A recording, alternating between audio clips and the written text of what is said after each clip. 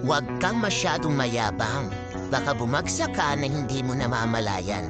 Sadyang may mga taong lubhang mayabang, napaka-arogante kung umasta, at napakataas ang tingin sa sarili nila. Akala nila bukod tangit silang pinagpala sa lahat.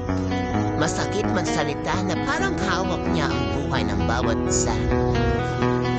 Porke asensado, nagyayabang na, hindi marunong lumingon sa kanyang kinanggalingan at nakalimutan ng magpakumbaba sa kapwa.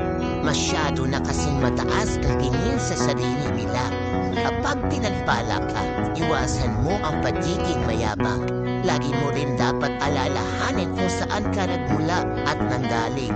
Dahil walang natutuwa sa taong mahangin at mayabang. Kaya anuman ang ating kalagayan, tayo ay maging mapagkumbaba sa lahat. Tandaan mo, huwag kang masyadong mayabang sa panahong mayroon ka. Walang permanente sa mundo. Lahat pwedeng mawala at magbago.